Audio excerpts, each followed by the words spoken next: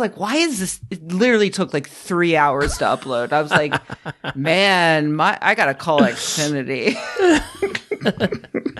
You just start deleting all. You're like, my computer's full, too full. You're deleting like important information. Oh well, no, I did already do that. I did a deep clear. I had to delete Civilization off of my laptop, which Kaveh, it was really hard for me. But then I got this little buddy who I've named Super Dave. This is Super Dave Osborne, the external SDD. Why would you name it? SD. Why would you name it? Oh, I name everything. I get really attached to inanimate objects. What's that sword? The name of the sword, is it Widowmaker? It's actually God Killer. And I didn't name it. You went big. This is going to be this is huge YouTube only content. Exclusive. Ooh, what is it? This is exclusive. This is God Killer. This is a sword from comic book mythology, and this was given to me by one Adam Savage at my housewarming party last year. Adam, you know Adam Savage? I didn't even know that. That makes sense, actually. Absolutely makes sense that you would know Adam Savage. That's amazing. It's like real. It's like a real sword. No, it's very heavy. You're making me very uncomfortable with the way you're holding it. I don't feel. It's not sharp. It's not sharp. Okay. So, yeah. But it is like very heavy. So, my understanding, and I'm sure you know this better than me, of like swords back in those days were that they were not meant to actually cut. They're meant to really break people's bones.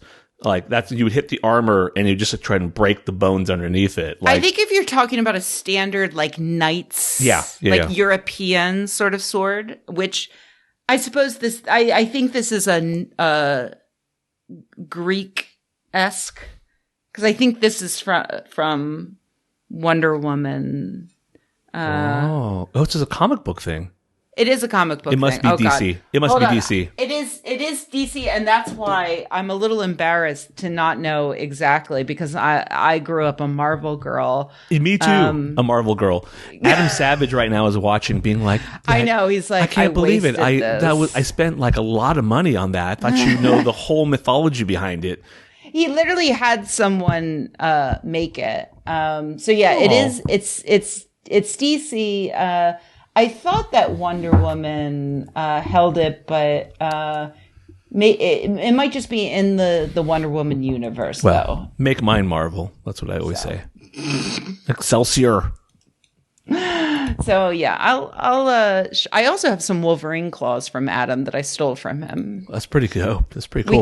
We can introduce that in a later episode. Yeah. Just keep the people tuning in. Yeah. Okay. All right. Are you ready? Yeah, actually, I'm ready. Let me try the introduction just because then it will make yours look that much better. I love it. Okay. Welcome back, kind listeners. My name is Kaveh Hoda. I'm joined by my co-host, the main host of this show, Rebecca Watson, on the show that we call Girls on Boys. It is a podcast about the show The Boys on Amazon Prime. Spoilers alert, I guess. Spoiler alert. If you haven't figured out, we're going to talk a lot about the show. If you haven't listened to the prior 3 episodes at this point, go back and listen to them and then come back here. Enough of that preamble. How was that, Rebecca? Was that better than my first introduction? That was great. You did such a good job. It was not. I'm Kaveh so bad at intros. Was so nervous about this, and you did honestly a great job. In the future, I would just suggest, if you're going to introduce me, give me like just a little, like a moment to be like, hi. Hey.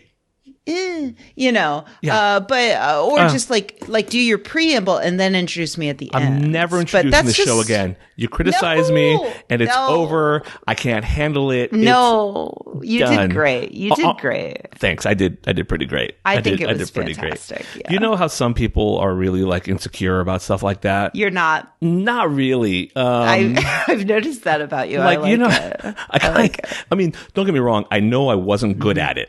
But I also don't care that much that I wasn't good at it. Do you know, I have a problem with our society's fetishizing insecurity in the form of like pop songs that are like, oh, you don't know you're beautiful, and that's what makes you beautiful. And it's like, well, what is she now? Is she fucking ugly? Because right. you just told her she's beautiful. Right. Fuck you. Like, Right. Yeah, like you know can't your worth, girl. Like you can't say if someone does something really amazing, you can't be like no. You have to be like, I'm not a hero. It's like part of the rules. Right. You have to say I'm no hero. I'm not the hero. You're the hero. Exactly. They cover that in the show, actually. Which is such a great segue because, yes, in this episode, our anti-hero, our antagonist, antagonist. Homelander. Yeah, that's better than an anti-hero because anti-hero suggests still a hero. Like Wolverine sort of hero. Right. Yeah. No, our antagonist, Homelander, literally, he had been saying up until now when he gets a big applause line, I'm not the hero, you're the hero. And now he's gone back on that. Now he's like, no, you know what? I am the hero. Yeah. I'm better than you. Fuck you. Yeah. And this has thrown the audience into a bit of disarray and me as well, because I've been hoisted upon my own petard in this very show a mere episode or two ago. I said, I'm not going to quote verbatim, but it was something along the lines of, conservatives, like neo-Nazis, will always associate themselves with these terrible satirical characters and not understand the satire. But in the case of the boys, I think that they make it nearly impossible for someone to not understand that Homelander is the bad guy and, Stormfront is a neo-Nazi or a Nazi and is the bad guy. But today I was proved wrong on that when someone I follow on Twitter pointed to the subreddit for the boys, which is apparently in a full-on meltdown because a significant portion of the user base was rooting for Homelander and are now very upset that politics have gotten involved. Wow, holy shit. And he's now to them is becoming clearly the bad guy, and they're very upset. This is like that same crowd that's like, Rage Against the Machine was political? What's this bullshit? I fucking love that Tom Morello replies to like so many of them where he's like, yeah, I'm a black man who has been who do you think the machine was? Right. I had an interesting experience that sort of shed some light on this for me too. So I had a tweet that went like semi-viral, like for me viral at least. It was like, and it was about Matthew Modine. It was about the movie Top Gun. And I posted a picture new one? It was a picture. It was about the old one. I posted a picture of Matthew Modine, the actor, who I've always liked because he was in this movie Gross Anatomy, which is about medical school, and it was really sort of like stuck with me when I was in medical school, and in a lot of other great movies. And so I learned this fact about him, and I tweeted this thing saying like, fun fact, he was actually offered the role of Maverick before Tom Cruise, but he turned it down because he was like, I don't want to make a 2-hour-long commercial for the military. Yes. And so I posted that. It was actually really cool. Matthew Modine started responding and like interacting with me. It was really awesome. It was very cool. But then a lot of people started responding with, oh yeah, then he made Full Metal Jacket. What a fucking hypocrite. Oh my God. Holy shit. Have you seen that movie? It is not pro-war. Yeah. Do you really not see the difference between those? And so, and I would dig down into that with some of those people and be like, are you fucking kidding me? Like, it was very clearly like shows you the horrors of not just war, but military training and how it dehumanizes you. And like, they're like, you can say that all you want, but I know 3 dudes who went into the military after that because they were so excited about it. And I'm like, I think they probably are telling me the truth. I think they're telling me the truth about that. There are people who saw that really blatantly anti-war movie and were like, that's the fucking shit, man. I want to be in that shit. Yep. Yeah. I think like I did know in my heart of hearts that there were going to be people out there. There's people out there that still are on Darth Vader's side. So Right. He killed kids. Yeah. So it's not shocking, but it is just, for me, it's something that I've been campaigning for a very long time, which is simply media literacy at the earliest age possible. Like, we should be teaching kindergartners what a commercial is, you know? Yeah, right. And, like, you need to know how you are being manipulated. And like Marvel movies, as much as I have enjoyed the Marvel Cinematic Universe, like I've seen, I think, every Marvel movie, either in the theater or on streaming. I've paid for them. I've enjoyed, I'd say, at least half of them. It's good. You know, Yeah. Enough to keep coming back. And, you know, because I was a Marvel comic book reader in the early 90s. So, like, I love Marvel, but those movies are wholly financed by the Department of Defense. Like, if you think Captain Marvel isn't a horrific symbol of American air supremacy. Yes. Yeah. Then, like, you're not paying attention. Yeah. And it's fine to turn off your brain when you're watching the movie. It's quote unquote fine. Like, we all make these decisions, and those of us who are, I think, using the appropriate filter, like, Marvel's going to make $1 billion no matter what. So it's not the end of the world if I watch and marginally enjoy Captain Marvel. It's okay to enjoy dumb things. Yeah. That's okay. Those two things can exist. We can watch it and be like, this is dumb, like American exceptionalism, but it's like fun and it's hitting the right spots. Every now and then junk food is okay. Yeah. But unfortunately, there's this huge swath of particularly young white men who watch Captain Marvel, and the number one criticism they take away from it is like, women suck and shouldn't be superheroes, and not like, the military shouldn't be funding our movies. Like, oh, that's the furthest thing from their mind. No. So yeah, and that's, you know, to bring it back to the topic of the show, that is why I was excited for the boys to get, like, literally political. Like, it's always been political. Right. But in this season, there is literally a politician. And so it's very funny to me that the right-wingers are suddenly upset because the politician in question is a I think she's meant to be AOC. Yeah. She looks totally. like AOC. She's young. She's clearly, like, liberal. So you'd think, and I suspect that maybe the producers saw this coming, like, oh, we're going to get a bunch of losers that don't understand that Homelander is the bad guy, even though we make it explicitly clear. And then we're going to bring in politics. So we can't, like, the political party can't be a like, it could have been easily a conservative run superhero oversight committee that Huey joins, even though he's ostensibly liberal. He could have joined a conservative-run committee, but they explicitly made it a liberal progressive committee, which I think is great. And then, but it wasn't enough for some of the fans. It wasn't enough at all. You're exactly right. It's funny because you kind of called in the first episode that we did. You were talking about it. You were talking about how you were hoping it would show that this whole, like, working within the system isn't really going to work for extreme problems we have in this country. And that's what this shows, is that, like, even the people who seem the most progressive are still part of the system. They're all still connected, you know?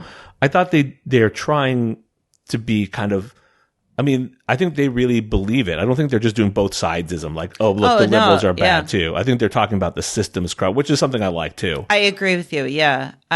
Because the progressive politician in question hasn't been shown to be she hasn't been shown to be a hypocrite or someone who's like clearly in it for herself. She's shown to be a very complicated character who was so again, yeah, we are doing spoilers. We've talked about this in the past, but I'll just throw it out there again. We're spoiling this episode. So in this episode, we learn that she was raised basically by Gus Fring. Stanford is his full name. Stanford Edmund? Shit. I forget his last name. Stan. Edgar? Let's go with Edgar. Stan. Yeah. Yeah, Stan. So Stan literally raised her. So it's like the metaphor is now not a metaphor. It's literal. The politician is not just in the pocket of the corporation. The corporation has raised and taught the politician. So she's still very, I still found her very relatable and like sympathetic. How did you feel? Like, because we've seen her explode another fellow orphan, right? In addition to all of these other people. How do you feel about her? I feel like there is her story is still unwritten yet, and like I feel like there could be more redemption for her. So I'm curious to know where they go with that. I do wonder if she's going to end up being a real villain or there's going to be more to her than we meet. And it's Stan Edgar is his name. So Edgar's, yeah. So I am curious to know what's going to happen with her character. I'm partial to her as I am all Middle Eastern actors. Like, oh, right. I didn't even think of that. When I'm like, because it's like, but for you're us, not Middle Eastern. You're Persian. Persian, yeah, very different. But like, it's. I've been yelled at in the past. No, we're totally Middle Eastern. By your people. No. We're Persians do consider themselves very special. Just so you know, special. They consider themselves. I mean, very different. But in reality, we're all just variations of the same swarthy, and like. And so, like, whenever I see a Middle Eastern actor doing something, I'm always like, I'm rooting for that person. And it's like, it's like the Highlander. Like you probably didn't even notice when I saw him. Like, I sense that she's one of us. And so I looked into her, and she's like half. You half do Lebanese or something. I have a friend that can identify any film that was filmed in Cleveland. Because he grew up there, that's his specialty. That's right. So same thing. We're the Cleveland of nationalities. Yes. Anyways, okay. So should we talk about the show? Yes. This episode. Yeah. Okay. Yeah. So Barbary Coast is the name of it. So it opens on this flashback that Annie's having because she's like remembering this really weird hypersexualized dance she had to do when she was a little kid at one of these talent shows for like soup kids, and really creepy as fuck. And it just. That comes back later because it shows how much how good she is at hiding her pain when it comes to this sort of stuff. And it was a little bit Little Miss Sunshine-esque. Very. She had to do I think it was Hit Me Baby One More Time. Yeah. Have you ever been to one of those like talent shows? No, I'm not a pedophile actually. Good. Thank you for follow-up question. Have you been? I have, and I'll tell you why. Because I'm really into. No, I'm just kidding. No, I was dating a girl in college who was like, that was like her thing. Like she was like one of the older people, like in the circuit. They had like kind of age ranges from like very young to like very old, these dance things. And so that was like her thing. She was really into it. She'd been raised in that community, in that world. And that relationship didn't last long for many reasons. But it was creepy as fuck. I went to one of these events and I was like, what is happening here? And it's really nightmare. like, they're not like exaggerating that. That's like, it's crazy. These young kids dressed up, caked up in makeup. Anyways, so she's there. And then it kind of, actually, I was thinking after our last episode is that we should probably go like, story by story, storyline by storyline. Although in this episode, it kind of all overlaps, right? Like they kind of all come together for one. Yeah. But I think she's sort of the heart of this episode. Yes, and so absolutely. Then it flash forward to her doing this next American hero or something. I have a question for you about that. Okay. So in this episode, she tells her ex-boyfriend Semisonic. Is that his name? I think so. Yeah, It's like a the band name or Supersonic. Semisonic. Yeah. one of those. Yeah, Sonic guy, whatever. Supersonic. And she's like, don't win. You don't want to be a part of this. Yeah. But then she's like, hey, I want the Afghani person to do it. Yes. Okay. Yes. You're absolutely right. So she tells Supersonic specifically, don't win because like you'll ruin your life. Yeah. Like it's going to ruin your life. And, the Homelander specifically is a sociopath who is trying to murder me. And yeah, so it's funny because I had that same reaction, but also at the same time, I kind of get it. I don't know, like totally. I get it. So, and there's some good that would come from it. It would be some representation, and not to make it all about me again, because I already talked a bit about like being an Afghani superhero. As you do. No, like I got to the top of atheism basically, and I was like, cool, I'm going to make it my job to bring more women and people of color into this. And after I got bombarded with hatred, I would have people and so I had been doing everything possible. I would get people onto panels, get them into speaking positions at conferences. I basically I turned my website into a machine to elevate. We had, I made an LGBT version. I made a teen version. I made a Hispanic version of Skepchick in order to get people to elevate their platforms, which I would then encourage to get on stage at these conferences and to raise their star power, basically. Yeah. And then everything happened, and then I was like, actually, I don't recommend you guys do this. I'm so sorry, but I can't in good conscience, I'm no longer helping you. I'm destroying your mental health. Yeah. Awful stuff. Yeah. Yeah. That's a tough spot. Yeah, so that was what popped into my head when I saw Starlight doing that. It's yeah, the world needs a Muslim superhero, female superhero, but it's oh, she's about to get murdered. So let me ask you another question then about this same storyline. So she tells her ex-boyfriend, Supersonic, Subsonic, whatever, Seattle Supersonics He's the Seattle Supersonics. Yeah, Seattle Supersonics to not join. And then he does take the job, but he's saying, because I want to be there to support you. I want to have your back. I'm your ally in this. Is the show so cynical that it's obvious that he's going to somehow fuck her over in the end? Like he's a spy for Homelander? Or do you think there's a possibility that he is actually means well and will clearly, obviously die? Personally, I think the latter. I think he from that. Okay, so I know that I'm my whole thing is being a critical thinker and stuff, but when it comes to pop culture, TV and film that I acknowledge is good, and I put my trust in them.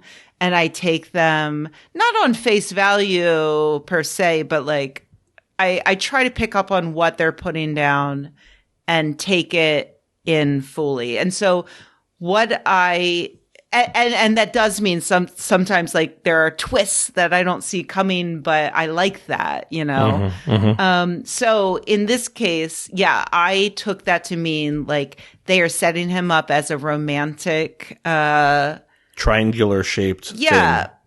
The drama there is that she's with Huey, but he is making a very romantic, heroic sort of thing. So my hope is that he'll just fucking die. He'll have to die. There's no way they're gonna. I don't know what they're gonna do with that character if he doesn't die. Yeah, what? She and him live happily ever after as a superhero mega couple? That's not this show. We're also rooting for Huey on this one. Come on.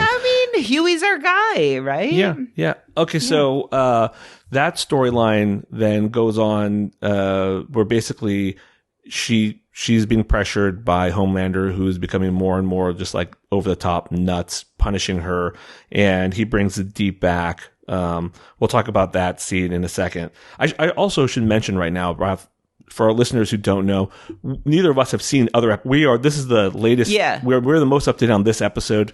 There's other episodes out there, obviously, but we haven't seen them. So I actually had time today to watch another one. I was like, I don't want to do it. I don't want to do it until no. Okay, good. Okay, no, thank you. I specifically told my partner, like, I don't want to watch another episode. I don't want to be ahead of the podcast. Thank you. Like, okay. So anyway, so Homelander's getting a little bit more and more crazy. She's like, she brings up the whole plane thing. She's like, I have that video. Do I have to remind you? I have that video. And basically he, for the first time, just flat out says, I prefer to be loved, but if I have to be feared, that's okay with me too. And I will just fuck up the world. And this, like, the plane video is the only thing that has sort of kept him in check up until this point. So it's really interesting. And when they did this turn, my first thought was being a little scared from a storytelling sense, because Homelander is basically evil Superman, and Superman has all of these problems from a storytelling perspective, where if you have a character who's so incredibly powerful that there's pretty much nothing that can kill him and nothing he can't do, where do you get your interesting stories from? Right. So once Homelander in season 3 of episode 3 says, my one weakness that you know about is no longer a weakness. Yeah. Where do we go from here? Totally scary, right? Very scary. As a quick aside, did you ever, I didn't read a lot of DC comics, but somebody once gave me a book, a graphic novel called The Red Sun or Red Sun. Did you ever read that one? It's the best version. I said no with my head. Right. Sorry. I forgot. Yeah. So it's the best, most interesting take on Superman I've ever read, which is like one of those like DC Elsewhere where they kind of like give you some sort of play on what could have happened, like Marvel's What If. What If, So basically the premise is, what if Superman had landed in Russia and like he was raised up to be like Lenin's dude or like Stalin's dude, and like he's still like inherently not an evil guy, but he does all this stuff that is not in America's interest. So like, you know, he's been painted this whole like view as this red, white, and blue American guy. You know, what's his like motto? Family, God, the American way, or whatever Superman's shit is. He's got like some sort of motto. I've never heard Superman has a motto. He seems like the kind of guy who would. Anyways, so anyways, the whole story takes place with him in Russia, and then Batman fights him, but Batman is just this poor like Russian dude with like, you know, the fuzzy hat and earmuffs. And it's like the best play on it. It's the best take on it I've read. Yeah. Because it's so scary. Because if Superman is not on your side, it's terrifying. Yeah, it's horrible. And that's why this. Yeah. So I think the standout scene for me in this episode is the Homelander dinner scene with Deep and his wife. Dude, okay. All right, let's go there because, all right, look, man, I'm a pescatarian, so my thing is I only eat what I would kill myself, and that's vaguely based on intelligence. And so I also look, we all draw the line somewhere. But chicken are so dumb. Have you seen chicken? No, they are extremely dumb. But I've also seen some really stupid children. So like I have to like. So you don't eat kids. Good. I know. I extrapolate at times. So yeah, like I eat, you know, mostly vegetables, but you know, some fish, but I will not eat a cephalopod because to me, like a squid, an octopus, like they are like otherworldly creatures that have these like complicated inner lives and this otherworldly intelligence that possibly exceeds our own. Do you think that about squids? I can see it with octopus, but squids, are they known to be really smart too? No, probably more well, squids we don't know quite as much about. Like I feel like we've done more research on octopus, but I think even a cuttlefish probably is smarter than your average dog, at least. Sure. Like, I've been to Vietnam. I've seen dog on the menu. It's cool. Yeah. And I'm not saying that to be racist. I've been to Vietnam where they've served dog to me. Yeah, and that's the thing. Like when you're talking to non-racists about this issue, like it's a fair point to make. It's like why, like a pig is smarter, and honestly, like in a lot of ways, more interesting than a dog. Yeah, pigs are pretty cool. Like pigs are fucking awesome. Yeah.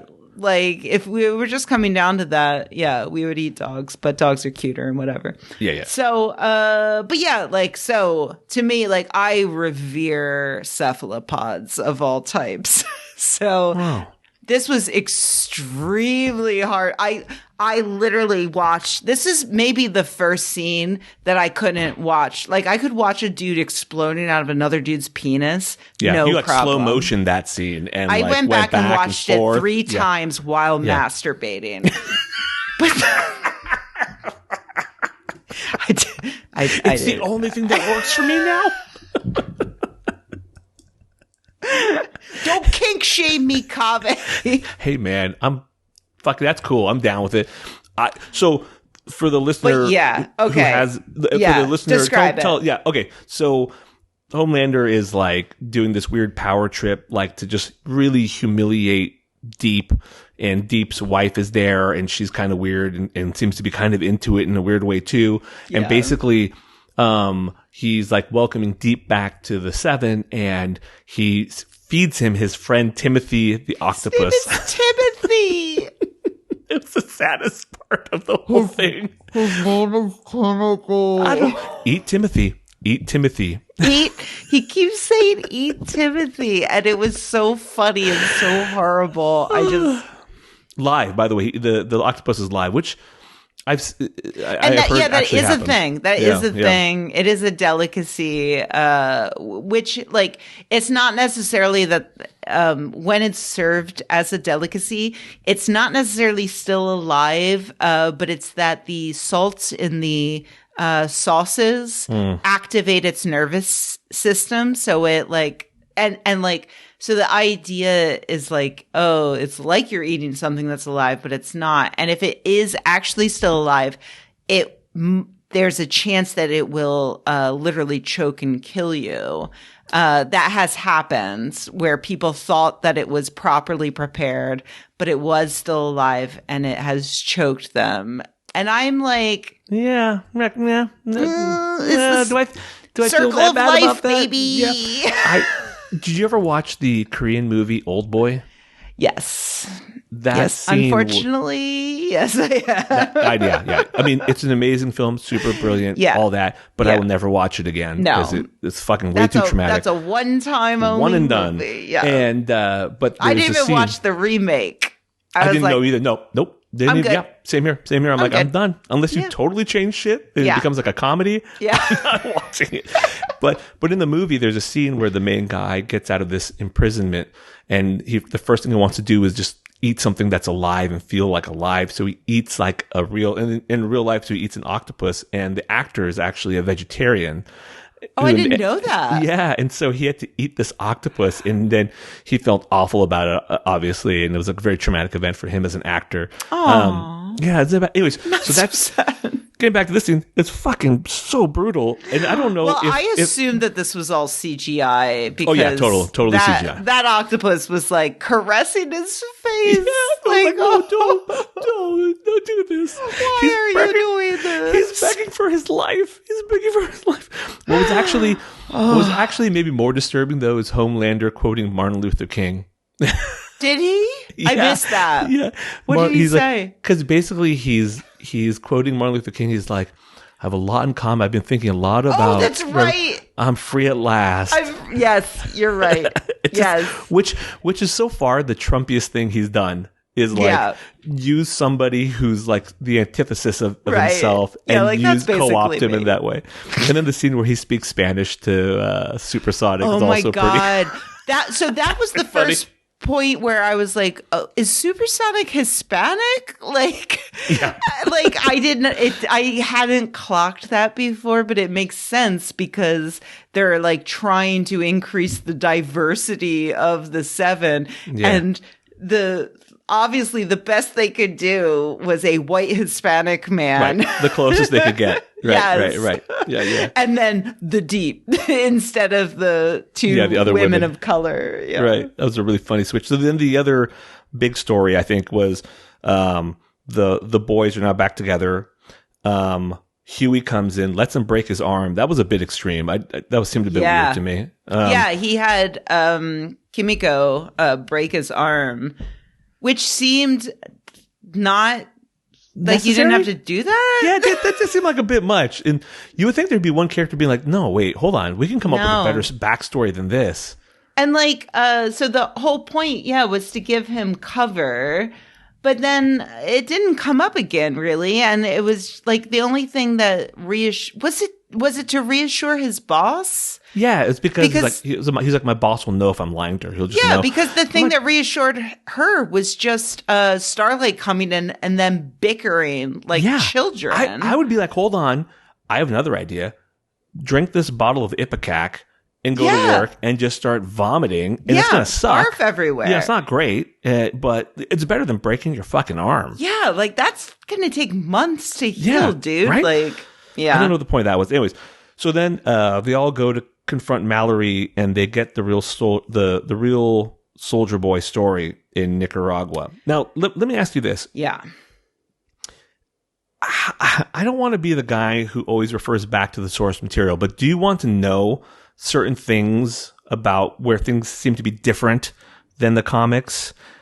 And where so I don't need a deep dive, but I am interested. I'm very interested because, a few episodes ago you mentioned that you read the comic, you thought that it was a kind of bad, misogynistic, xenophobic shit show. So I would be interested in that. Okay, so there's two things that are interesting here. One, in the comic, Soldier Boy is a total chump. And basically he gets tortured by Butcher until he gets his information, and he's basically Homelander's bitch. And he's a completely different character. It seems very different. Which is I'm glad. But there was one thing in the comic that I was kind of hoping would come up in the show, and I don't think it will now. Okay, but let's include a spoiler. And if you're listening to this, skip ahead a minute, and less than a minute, 30 seconds. 30 seconds. So in the comics, Black Noir, you find out at the end of it, he's never unmasked until the very end. You find out that he's an actual clone of Homelander. And he's been the one doing all this really bad shit, making Homelander think he's basically an immoral psychopath. And they built him that way as a stopgap, as a measure, in case they ever need to stop the Homelander. Okay, but I don't think that's happening in here because clearly he's not. Clearly, yeah. So they went a different route with him, which I think was actually kind of cool because they're like, you can't take off the mask. That doesn't pull well in the South. Yeah, you're a black man in the 60s, 70s. Yeah. So that's kind of an interesting. But I was kind of hoping that they would have maybe used that because I do think that was an interesting take. But maybe it'll come up later. I don't know. It might. Yeah. And I won't say more about it in case the people skipped ahead and now they don't want a spoiler. So just to recap, your spoiler is not correct in it's not happening in the show, but they might repurpose it. So it might still be a spoiler. And I'm going to be thinking on that because I'm going to that's plant that in interesting. your head. Yeah, I appreciate it. But so the Nicaragua scene, I'm of two minds. So on the one hand, I think it's great because I think a lot of Americans don't know what happened in Nicaragua. Mm-hmm. And I mean, myself included, I probably know more than the average bear, but I think the average American just has no idea that the CIA was in Nicaragua, fighting communist-backed Sandinistas and taking drugs to put onto the streets in urban areas. I think that urban areas in the United States, I think that that's generally seen as a conspiracy theory. Yeah. here, but it's not like that happened, right? I think it's becoming more widely accepted that that's what's happened because now there's TV shows that kind of have addressed this. Yeah. But you know, I was thinking about it because in the show they kind of mention it. They're like, "Oh yeah, by the way, we were explicitly told this all these drugs that we're bringing in had to go into only like minority neighborhoods, not white neighborhoods." Yeah. And my fear was that people would hear that, see that, and be like, "Oh, well, this is just the show taking the liberty." Right. But like, I almost kind of want there to be like a disclaimer at the bottom of the show, like this actually happened. Yeah. You know? Like I feel like Colbert used to do that, or like somebody. There was some show that used to be satirical. South Park. When South Park did their episode on South Park did actually do that. Yeah. And I have a lot of issues with South Park, but they did when they did their Scientology one. Yes, this is actually what Scientologists believe. Yes, like I know you can't do that for the show, but it would be nice if you could. It would be nice because I want people to know that is like. But maybe there are people who will expose them a little bit. Maybe I'm just being optimistic. It happened I haven't actually watched the Watchmen TV show. Maybe that's a future podcast for us. But I did hear that it opened on the Black Wall Street debacle in the United States, and I saw a lot of people on my feed that were like, "Wow, what did that actually happen?" Yeah. And so like for people that are, it's not great because it's like, it's people who are open to learning, who are going to go and Google this later. Yeah. Those are the ones that learn. But those people then, you know, maybe go from like average, liberal to like, actual like, progressive, woke, annoying person at their Thanksgiving dinner. You know, yeah, I'm on my way. Yeah, you climbing that ladder. Yeah, I'm being radicalized. You're part of my radicalization process. Watchmen. Imagine me radicalizing an Iranian terrorist. Yeah. Please, like yourself. Iranian terrorist. Okay. Iranian terrorist. I mix it up. Let's get this right. I swap back and forth so I can keep the racist. Yeah. You want to poke little pokes. I get it. That's all right. You should. You like should I say Italians sometimes. Italians. You know, my problem with the Watchmen is actually it's a similar sort of thing. The comic is definitely better. I mean, there's ostensibly in almost every way better. Well, that's comic. The opposite of what this. But the Watchmen movie wasn't great. But the Watchmen TV show was very good. I thought that was good. Yeah, I haven't seen it yet. But I didn't like the comic either. But it has a similar vibe where it's Alan Moore, like a British guy, as opposed to like the Garth Ennis who's like Irish, like these like UK guys talking about how shitty America is. I'm like, fuck you guys. Okay, we'll talk about how shitty we are. You fucking deal with your own colonial imperialist bullshit. Yeah. Okay, I don't need you fucking guys to tell us how shitty we are. We got it covered. Okay. Just yesterday, I saw some like white feminists from England saying, like, complaining that a lot of like feminism these days is pushing back on white colonialism. And like this white feminist was like, I don't have anything to do with that. My family's been in England for 400 years. And it's like, sweetie, where do you think we got it? Did you think it sprung full formed from the brow of George Washington?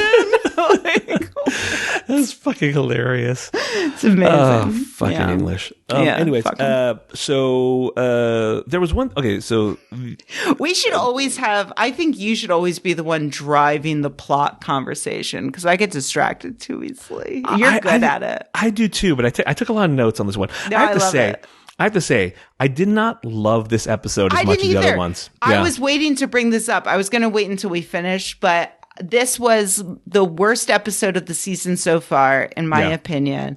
It was a lot of setup. It was a lot of backstory that I think could have been condensed. A little more concise. Yeah. I didn't love it. Yeah, I mean, same here. And also the stuff that does happen, you're not like really happy about. Like, Butcher being mean to the kid. Yes, having that, Butcher's like, mean to the me. I hate you, old yeller. Go away, sort of moment. You know what I mean? Like that was I don't think like I loved like I think his acting is great. Carl Urban is a great actor with his face. Yeah.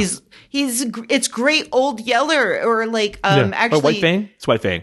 No, to me, what I thought was Harry and the Hendersons. Oh, right. Where John Lithgow tells Bigfoot to go away. Go away. We don't love you. It's great, Carl Urban. Great Lithgow impression. You guys I hope you watch the video of this, people. Hey guys, this is a great place for me to plug our YouTube channel. I've started uploading. I've started recording videos of Kaveh and us. Kaveh and us.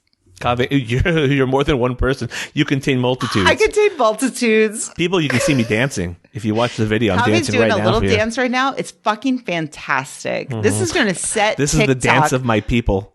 I'm going to put this on TikTok, and it's going to... You should. Let's get 3 views. How much do you want to bet? How much would... I'll bet you $20 I can get 100 views on TikTok of you dancing. I'm not going to take that bet. Fuck. No, I'm not going to take that bet. I think you get 20 exactly. I think that's just like the number of bots. $20 for 100 views. 100 views. That's a lot, right, man. Fine, I'll take that bet. Yes. All right. So if you would like to watch us record these, I was going to save this for the end of the show, but it's probably better. What's it called? Marketing, branding. Yeah.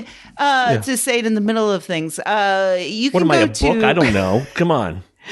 So there have been a few updates since our first episodes. Number 1, you can go to girlsonboyspod.com and you can see everywhere we are in all of our previous episodes.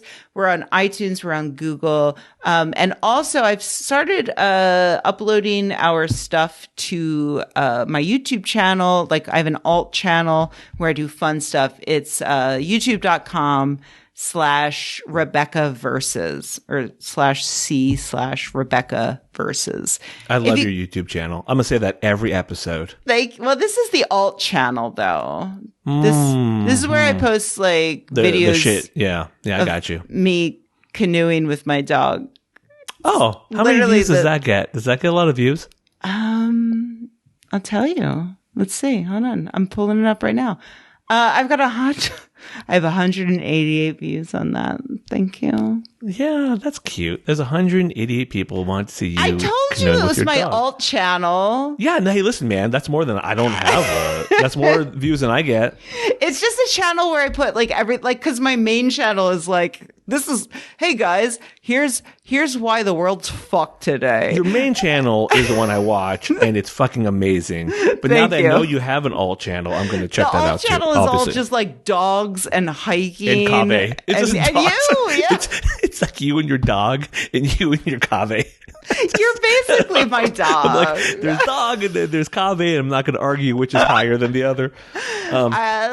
He's got a few more views than you. I got you. So, all right, so there's one last storyline. Right. Yeah. There's one last storyline, and then we should probably wrap up because so there is the Frenchie Kimiko storyline. Frenchie meets with his ex. Yes. You know what, by the way, I like that relationship that he has with her. Yeah. Because it's like clearly friendship, but it's clearly kind of romantic. And she's not like jealous or weird about his relationship with Kimiko. That's not a weird love triangle that they felt they needed to force in. And it's sexually charged, but not like monogamous sort of bullshit. And so they give a little bit more of backstory. Her name's Shuri. Right? Yeah. And she's now on the run from this Russian mafia type person that they both worked for in the past, and he's had some weird sexual stuff with in the past where they've both clearly put things into their butts together. Frenchie as some sort fucks, man. He's a dirty dog, and I love him for that. Frenchie fucks more than anybody on this show. I have to say, one thing that hasn't made a ton of sense to me is Frenchie's involvement in all this stuff, because they clearly set him up as an arms dealer or like a drug dealer, or like he's been in the darker, sketchier parts. He's in the underworld, but it also doesn't explain why he's fighting against Soups, why he's involved in this in the first place. We don't know. Yeah, I'm wondering if that's going to become something. And that's actually, not to get on too much of a tangent here, but that is also my issue with this episode, where I thought the episode was a little bit boring, and we didn't advance any of our, like, broader cast of characters. Yeah. Like, what's Marvin up to? Like, I fucking love Marvin, Mother's Milk. Yeah, same. I love Maeve. What's Maeve been doing for the last, like, literally 3 episodes? Agreed. Don't know. Like, except for, like, we know she fed the boys some info, but other than that, like, what's she doing with her life? Even, like, A-Train has also been kind of sidelined. And it's like, I know it's a lot of people to keep track of, but if you're not going to, like, so Maeve has been ignored for this whole season so far for the most part, but those other episodes were exciting and interesting enough that I didn't, like, really notice until I started thinking about it. But in this episode, I was, like, at the end of it, I was like, okay, but what about all these other things? Agreed. It seemed like a really weird transitional episode. Like, they had to just, like, do this to maybe go, and I think they kind of alluding to that. Like, that's why they're involved with, like, this, they get involved with this Russian mafia person, because I'm assuming that's going to set up their time in Russia. Yes. So, yeah. Which is a part of the comics as well. Butcher says, like, okay, Frenchie doesn't want to get involved in the Russia shit. But Butcher learns that Russia's got the weapon that killed supposedly Soldier Boy. So when he hears that Frenchie's got a lead in Russia, he's like, nope, we're going to do that. So that's where they're headed. So let me just ask you one last question about the episode. Why do you think it was called Barbary Coast? A smarter person would have Googled this beforehand. Well, Barbary Coast is how San Francisco used to be referred. Like, they used to refer to San Francisco as the Barbary Coast way back in the day, like during when people get, like, shanghaied from the port and taken away, and it was a pretty wild and crazy place. I actually didn't know that. It's pretty cool. Yeah, in my head, Barbary Coast refers to, like, a Caribbean thing. You know what? I'm sure there's some connection. Boy, I really should have looked this up too before I fucking decided to bring it up. This was your final question, and you didn't even look it up? Absolutely should have done that. But I didn't know. I was trying to think about it. I'm like, are they just trying to say... I know that there's a weed store in San Francisco called Barbary Coast. So Barbary Coast was like the red light district of San Francisco, like where all the crazy stuff happened. That's what they used to call it. I don't know if that was an official name. Just so you know, I live in the Bay Area. And I live in San Francisco, so I should know this. Yeah. Okay, so let me just read it real quick from Wikipedia. All right. Red light district in the second half of the 19th and early 20th century in San Francisco featured concert saloons, brothels. It was a 9-block area. Let's see if there's anything else interesting here. It had some play of the Gold Rush was through there. That's about it. That's all. So it's basically, it was kind of a crazy place. So I'm just wondering why they would then. What was the point of that? Did I miss? Okay, if you didn't catch it, Miss AP English honors, then I feel okay. If a listener knows the answer to this, I would love to hear us. It. Yeah, you can. If you'd like to tell us, you can go to twitter.com. Oh, nice. /GirlsOnBoysPod, because that's another thing that I set up this week. Thank you for doing that, by the way. Hey, it's my pleasure. You do all of the editing, so like, to me, that's the big deal. And it took me a while to be like I didn't even set up a website at first, because I've been a part of so many podcasts that just die on the vine. But after we did our second episode, and you put out the second episode, I was like, Oh, I this better is do real. right. This is real. This is happening. Okay. Yeah. Oh, this guy's not going to stop, is he? He's not just going to be like, sorry, I've got a family. I thought he would quit by now. I really thought you would quit by now. But yeah, people are surprised about me in medicine, too. Same thing. So I got to be a doctor. I just didn't leave. I can't Just wait kept for my staying. liver to give out, and I'm trusting on you. There for that and your colonoscopy, buddy. All right. On that note, shall we close up shop for the night? I guess so. But now I will be obsessed with the Barbary Coast thing, and we're going to address it on the next show. That's a plan. That's a deal. I'm going to look into this. Can you give everyone your plugs? I can. I'm on Twitter at Rebecca Watson. You can go to skepchick.org if you'd like to see all of my stuff. You'll also see it on Twitter, though. And yeah, go to Twitter, Girls on Boys Pod, girlsonboyspod.com. You can find this show, and you can also search for it on iTunes and everywhere else. And please, if you are listening to this on any kind of like podcasting app, please rate us. Go to the like comments or whatever and give us 5 stars. Don't give us any fewer, because any fewer means that we are not worth listening to and we should just be chucked into the garbage. Don't do that. That would make me so sad. Don't do that. So yeah, just give us, if you don't mind, if you did enjoy the show, give us a good review and it'll help other people find us. So How about you, Kaveh? Where can the people find you? I'm on Twitter. People can find me at the House of Pod, Pod, and they can listen to my other podcast, which I've put on hiatus because I am that into this show is idea. So important. That's exactly right. And also, I didn't want to schedule any other guests, and I'm lazy. So I'll get back to that in a little bit, but you can get caught up on old episodes, and that's pretty much everywhere you listen to podcasts. Look for the House of Pod in all those places. Yeah, awesome. Thank you so much, Kaveh. This is always it's always a blast. You're my I don't get to do that much fun stuff, so you're my fun stuff. I appreciate you doing the show with me. I'm so glad to be your fun stuff. You're my fun stuff too. Hey, thanks, buddy. Let's get T-shirts that say that. Fun stuff. High five. High five. Okay, you'd only see that if you were watching the YouTube video. Gotta watch it on YouTube. All right, I'll talk to you later. Bye. Bye.